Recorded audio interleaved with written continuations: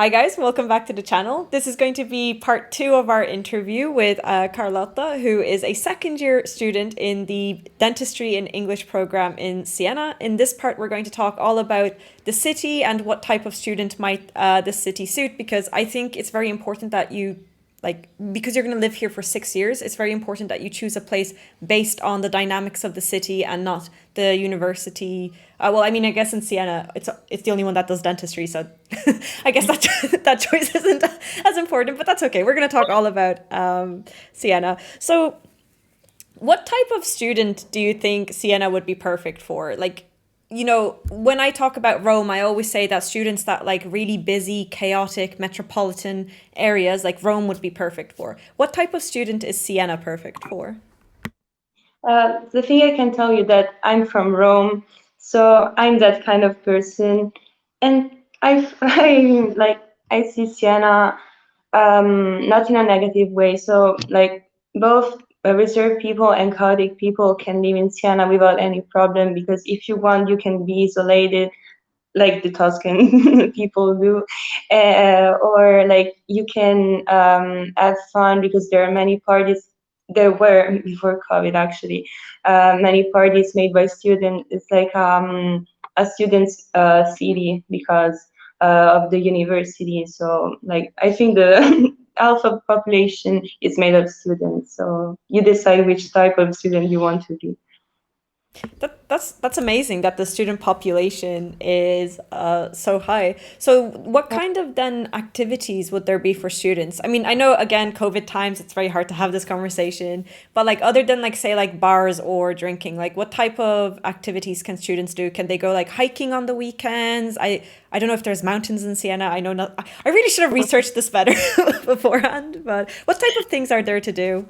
Okay, like Siena can be described with just one place, which is Piazza del Campo, which is like the central part of the city.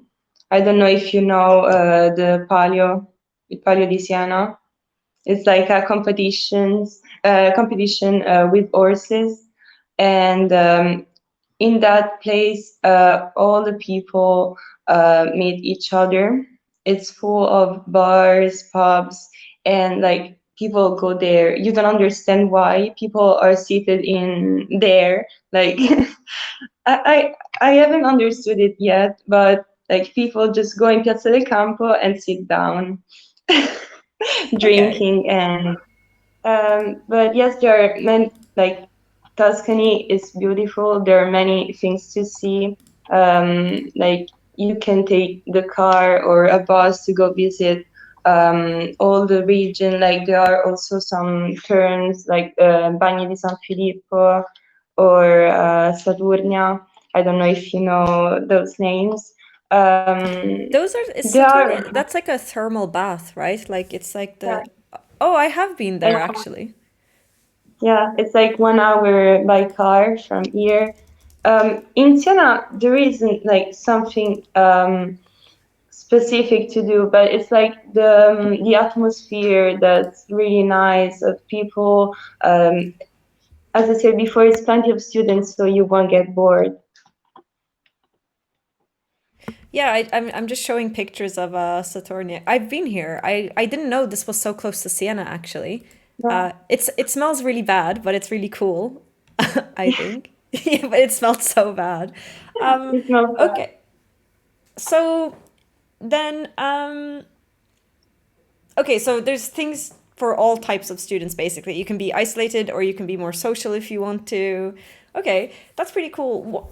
And I know we briefly touched on this in the first part, but like, do you need to know Italian? Like you said, the student population is quite high. So are there a lot of international students? Is there an international scene or?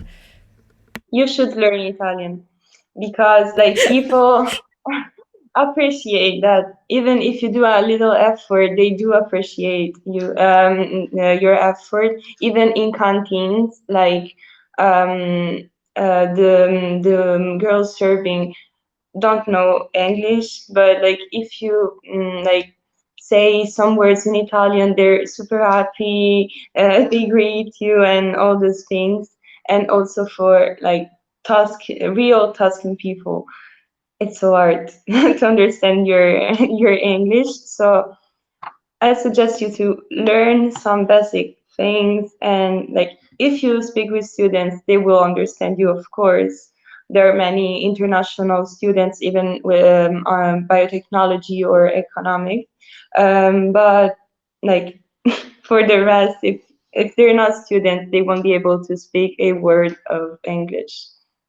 Okay, so start learning Italian. This has been an overarching theme in all of the interviews. Literally every single person, Italian and not non-Italian, has said you need to learn Italian as possible. So, what about the weather up in Siena? Like, how would you describe the yearly weather? Is it generally nice? Is it kind of like cold? Is it humid? What's the weather like? It's it's nice but cold. Like it doesn't rain a lot. It can snow in winter, like in January and February, and it's so nice. Like Siena with the snow, it's amazing. Like I think it's one of the best thing I ever seen in my life. And like in the summer, it's odd, but there is always wind, so you don't feel it. Like the weather is super nice in comparison with Rome, which is super hot in And summer. You're disgusting. good. Like during the summer in Rome, everything is sticky. Like you sweat from places you didn't know you could sweat from. It's like just the most Exactly. awful feeling. From your Um, elbow. yeah, it's true. It's true. Like even like the inside of my elbows, my kneecaps, like everything just absolutely sweats Exactly. in Rome. So you said that Siena's kind of small. So how do students usually get around? Is there like public transport, or do people preferably cycle? Like what's the transportation like? Okay. I don't recommend you to take your own car, um, because there are many buses and you can also rent bikes.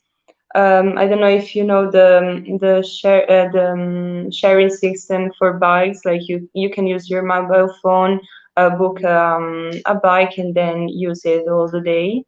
And there are some spots where you can put the bike also next to the hospital, where then if the students get in the university, they would used to go. And like yes, public transport. It's like buses are punctual. The distance are small. You can also go by feet, but like by bus is so much easier. You can also buy a card, an annual card. Um, it costs is I think 250. But if you have a lower ESA, I think it also can be less. And yeah, like actually, walking is the best way to move around Siena, because it's so small. Like you can reach um, like from you can go from one part to the other part of Siena in like 30 minutes. So I would Okay, wow. Oh say wow. Okay. That's smaller than I expected. Okay. Okay, that's pretty amazing. So again, we briefly touched on this, but like in general, is the cost of what is the cost of living like? Like you said you can get an apartment for 300, 400 euro a month, but what about like groceries or going to a restaurant to eat? Because you know, like in Centro Storico in Rome, it's very expensive to go to restaurants, whereas student areas you can get like really, really cheap food. So what's the general cost of living like in Siena?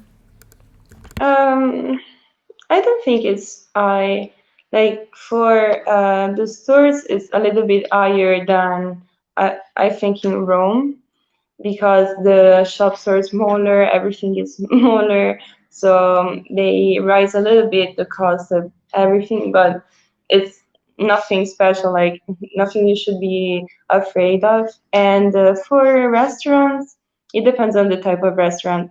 I think a good dinner could cost you around like 25, 30 euros per person, so it's totally affordable, I think. Yeah. Yeah. Okay, last question. So how do you get to and from Siena? Like do people usually get there by train? Does it have an airport?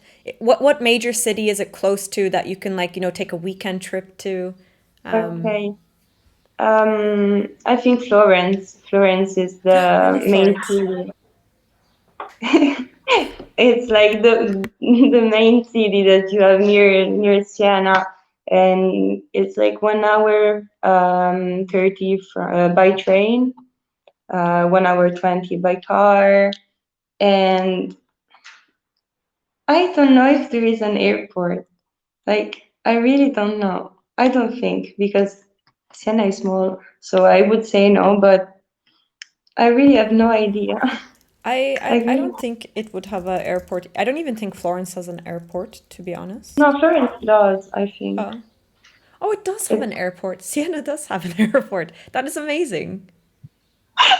I didn't know that because all the other students like come from Rome, so they take the plane and they go to the Rome airport, and then they take the bus or the train from Rome to Siena. Yeah, So yeah, it I didn't know seems that. it seems it's better to get a plane and then a train, but it does say Aeroporto Siena. So, No, yeah, I can't apparently. believe that. Okay. But so Florence is nearby. Florence is a beautiful city. Like that's really Yeah, amazing that students can like hop over to there. And Perugia as well seems really close. Okay, yeah. that's very, very cool. I think that gives a pretty good overview of the university and city. Is there anything like you would like to add or you would have liked to tell yourself before you got there? More about the city, since I already asked about the university. No, maybe the only thing I would say like is for the students that are listening, like for people who are listening, like if you have any question, you can text me whenever you want because I'm happy to to give you more information because I would have loved to have somebody to tell me more things about Siena. So Oh, when you want, you that's can so text me. nice. Yeah, thank you. You're also a representative, right? So like you are the person to ask and Yeah, help. Ah, of the course and of my year. I that's took this so amazing. responsibility. Cool. Thank you so much. I flashed up your Instagram, so if people do have questions, they can ask you. That's like incredibly generous of you. And also, thank you for taking the time and doing this interview. I super appreciate it. And I think it's really going to help a lot of students, especially because like Siena and dentistry isn't that known yet in the IMAT. Exactly. Yeah, like the medicine in English is starting to become more and more popular, but the dentistry is still kind of like a little bit hidden Yeah. at the moment. So I'm glad you gave it some representation. Okay, I'm going to end the interview here. And yeah, thank you again so much. Thank you. Goodbye.